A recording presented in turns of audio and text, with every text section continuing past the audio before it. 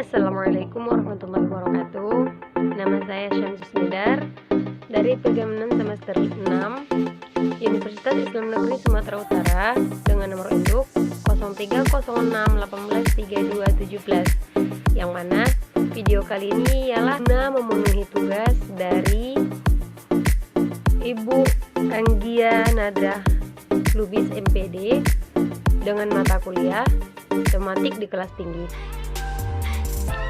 Tema yang akan saya bawakan kali ini ialah pembelajaran aktif di MI dan active learning memuatan karakter. Langsung saja, yaitu pengertian pembelajaran, yang mana pembelajaran ini tidak diartikan sebagai sesuatu yang statistik, melainkan sesuatu konsep yang bisa berkembang seirama dengan tuntunan kebutuhan hasil pendidikan yang berkaitan dengan kemajuan ilmu dan teknologi yang melekat pada wujud pengembangan kualitas sumber daya manusia. Pengertian pembelajaran yang berkaitan dengan sekolah ialah kemampuan dalam mengelola secara operasional dan efisiensi terhadap komponen-komponen yang berkaitan dengan pembelajaran, sehingga menghasilkan nilai tambah terhadap komponen tersebut menurut norma atau standar yang berlaku. Adapun komponen yang berkaitan dengan sekolah dalam rangka peningkatan kualitas pembelajaran antara lain adalah guru, peserta didik, pembina sekolah, sarana atau prasarana, dan proses pembelajaran. Pembelajaran adalah tidak menitik beratkan apa yang dia pelajari, melainkan bagaimana membuat pembelajar mengalami proses belajar, yaitu cara-cara yang dilakukan untuk mencapai tujuan belajar yang berkaitan dengan cara pengorganisasian materi, cara menyampaikan pelajaran, dan cara mengelola pembelajaran. Nah, dalam kehidupan sehari-hari sering sekali terjadi bahwa istilah pembelajaran disamakan dengan istilah pengajaran, padahal sebenarnya sangat berbeda.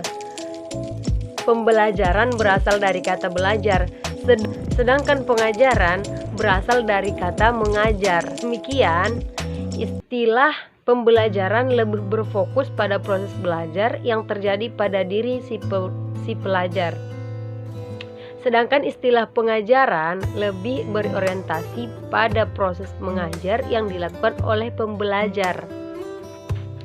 Nah, komponen-komponen yang mempengaruhi kualitas pembelajaran yaitu ada peserta didik, guru, kurikulum, sarana dan prasarana pendidikan, pengelolaan sekolah, pengelolaan proses pembelajaran, pengelolaan dana, monitoring dan evaluasi.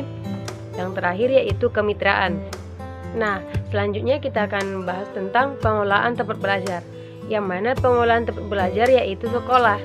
Sekolah merupakan sarana yang memberikan kebebasan pada guru dan siswa untuk mengembangkan kreativitas yang berkaitan dengan pembelajaran, seperti dinding, tembok kelas, sudut kelas dipergunakan untuk memajangkan hasil kreativitas peserta didik. Selain itu, hasil pekerjaan yang dipajangkan diharapkan memotivasi peserta didik untuk bekerja lebih baik, menimbulkan inspirasi bagi peserta didik yang lain. Nah, kalau pengelolaan peserta didik, biasanya pengelolaan peserta didik ini dilakukan dalam beragam bentuk seperti individual, berpasangan, kelompok kecil atau klasikal. Nah, beberapa pertimbangan perlu diperhitungkan sewaktu pengelolaan peserta didik, antara lain jenis kegiatan, tujuan kegiatan, keterlibatan peserta didik, waktu belajar, dan ketersediaan sarana dan prasarana. Dan sebagai seorang guru, kita harus memahami peserta didik kita bahwa masing-masing memiliki karakter yang berbeda-beda dari siswa ke siswa lain. Ada beberapa macam karakteristik peserta didik, seperti peserta didik yang pendiam dan pemalu, ada juga peserta didik yang perenung, ada juga peserta didik yang super aktif, hyperaktif ya. Terus ada juga yang peserta didiknya itu malas, ada juga yang kayak gitu, dan bermacam-macam karakteristik siswa lainnya. Nah, Bagaimana mengaktifkan peserta didik? Sebagai seorang guru, kita perlu merancang tugas dan alat pembelajaran yang lebih menantang agar pemberian umpan balik, belajar kelompok, dan penyediaan program penilaian kemungkinan semua peserta didik mampu untuk unjuk kemampuan atau mendemonstrasikan kinerja performance sebagai hasil belajar. Inti dari penyediaan tugas menantang ini adalah sebagai penyediaan seperangkat pertanyaan yang mendorong peserta didik bernalar atau melakukan kegiatan ilmiah. Nah, sebagai seorang guru, kita juga harus tahu bagaimana umpan balik yang baik bagi peserta didik kita. Umpamanya, si anak nih bertanya sama gurunya gitu. Umpamanya gini, Bu, di Mars ada kehidupan nggak? Katanya kan, umpamanya kalau dia pelajaran IPA. Nah, sebagai guru juga harus menjawab dengan bagus gitu pertanyaan si anak. Menurut Ananda bagaimana? Nah, secara tidak langsung kita juga menyuruh mereka untuk berpikir, tapi jangan condong juga. Itu namanya umpan balik yang baik. Salah satu contohnya, berarti kita sudah merespon mereka gitu dengan pertanyaan itu, kita juga respon. Kita nggak usah abaikan pertanyaan-pertanyaan tersebut, nggak boleh diabaikan. Bagaimana agar pola pikir mereka juga lebih berkembang. Jika seumpamanya kita biarkan mereka begitu saja dengan pertanyaan yang mereka berikan kepada kita, mungkin ke depannya juga mereka akan makin malas untuk bertanya, karena kemarin aja kayak gitu, nanti juga gitu juga kok, ditanyakan juga nggak dijawab gitu, nggak direspon gitu. Jadi minat mereka buat belajar itu berkurang. Jadi bagaimanapun pertanyaan mereka, kita sebagai seorang guru atau sebagai calon guru harus melatih bagaimana merespon mereka dengan umpan balik yang bagus dengan pertanyaan-pertanyaan yang mereka ajukan kepada kita gitu. Nah, selanjutnya yaitu ada belajar secara kelompok. Biasanya kalau belajar secara kelompok ini mereka aktif gitu, apalagi dengan tema yang menarik. Nah, ada kelompok buat saja nanti umpamanya ada 2, 3 atau 4 orang gitu kan, satu kelompok.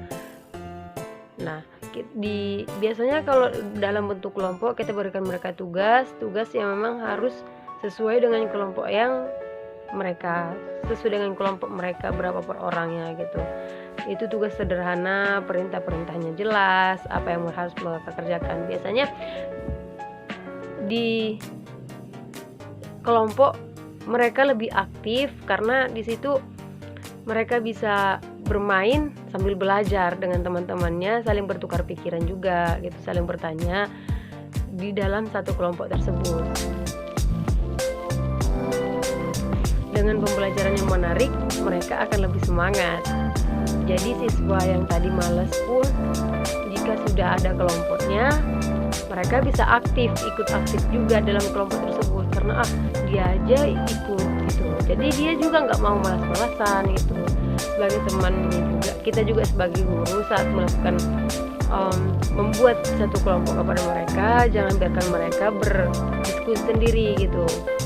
Kita juga harus menuntun mereka, membimbing mereka saat melakukan diskusi. Mana tahu nanti ada yang kurang paham, yang kurang jelas mereka, agar mereka juga bisa bertanya kepada kita. Penilaian terhadap performance, yaitu penilaian pengumpulan informasi tentang kemajuan peserta didik, tentang apa yang sudah dikuasai dan belum dikuasai oleh peserta didik pada pembelajaran yang sedang berlangsung. Nah, jadi pembelajaran aktif adalah suatu pembelajaran yang dikelola dengan membuka ruang kepada siswa untuk aktif dan lebih kreatif, sehingga tercipta suasana belajar yang sesuai dengan konsep dan makna melalui berbagai kegiatan yang didukung oleh berbagai informasi dan sumber belajar berdasarkan potensi dan karakteristik yang mereka miliki. Kegiatan-kegiatan yang dilaksanakan oleh peserta didik diarahkan untuk menambah pengalaman dan pengetahuan agar memiliki kemampuan analisis dan sintesis. Nah, karakteristik pembelajaran aktif ialah tentunya berbeda dengan strategi pembelajaran konvensional, bahwa pembelajaran aktif lebih menekankan pada kegiatan untuk menemukan proses belajar berpusat pada anak didik dan dilaksanakan secara menyenangkan, sehingga kadang orang menyamakan aktif dengan model pembelajaran bermain, dikarenakan di sini lebih ke anaknya yang aktif gitu. Kita sebagai guru hanya membimbing sebagai pembimbing dan seperti mengajak mereka bermain sambil belajar. Agar proses pembelajaran dengan model pembelajaran aktif berhasil sesuai dengan yang diharapkan, sehingga kendala-kendala seperti tingkat keaktifan siswa kurang, maka guru harus memperhatikan beberapa hal berikut, seperti tujuan pembelajaran harus disampaikan dengan jelas dan dipahami oleh siswa. Yang kedua, berbagai kegiatan yang akan dilakukan oleh peserta didik dijelaskan secara detail dan dimengerti dengan jelas oleh peserta didik. Selanjutnya, guru harus tepat menemukan materi yang menggunakan model pembelajaran aktif. Yang terakhir yaitu kemampuan guru merangsang siswa agar lebih aktif sangat diperlukan. Nah, selanjutnya kita akan membahas tentang active learning bermuatan karakter, yang mana pengertian active learning ialah pembelajaran aktif adalah segala bentuk pembelajaran yang memungkinkan peserta didik untuk berperan aktif pada proses pembelajaran, baik dalam bentuk aktif di dalam kelas maupun di luar dengan guru. Konsep tersebut bermaksud bahwa konsep active learning menghendaki peran peserta didik yang tidak hanya mendengarkan, melainkan juga supaya paham walaupun sedikit, mendiskusikan agar lebih memahami atau mendalami, melakukannya agar memperoleh pengetahuan, dan mengajarkannya agar lebih menguasai. Hal ini jelas bahwa model ini sangat relevan bagi nilai karakter, rasa ingin tahu karena mendengar dan melihat supaya lebih paham, komunikatif karena mendiskusikannya agar memahami dan mendalami, kemudian melakukannya agar memperoleh pengetahuan, mengajarkannya agar menguasainya. Konsep dasar active learning bermuatan karakter mencakup dua hal, yaitu active learning yang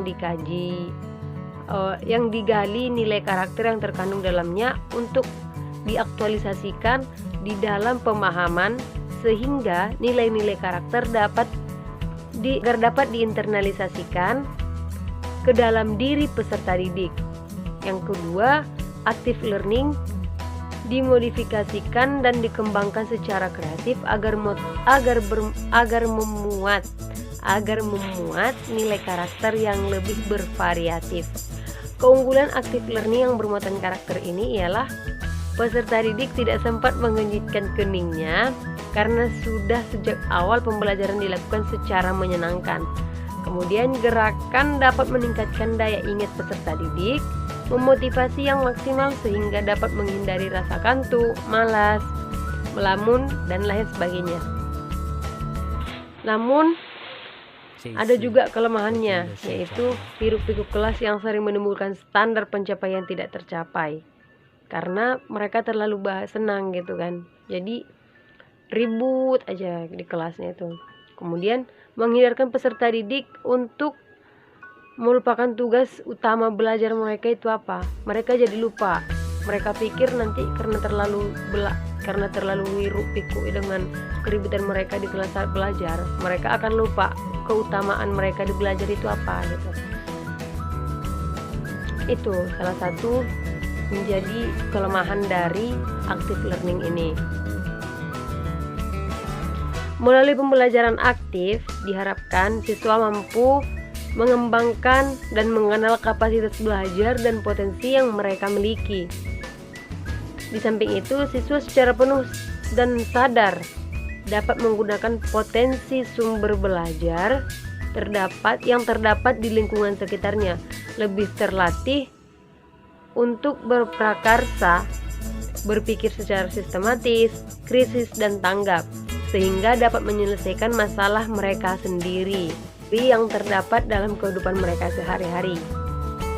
Nah, yang terakhir, pembelajaran active learning untuk mengoptimalkan pengguna semua potensi yang dimiliki oleh anak didik, sehingga semua anak didik dapat mencapai hasil belajar yang memuaskan sesuai dengan karakteristik mereka masing-masing. Di samping itu, pembelajaran aktif juga menjaga perhatian siswa atau anak didik agar tetap tertuju pada proses pembelajaran. Dan dalam proses kegiatan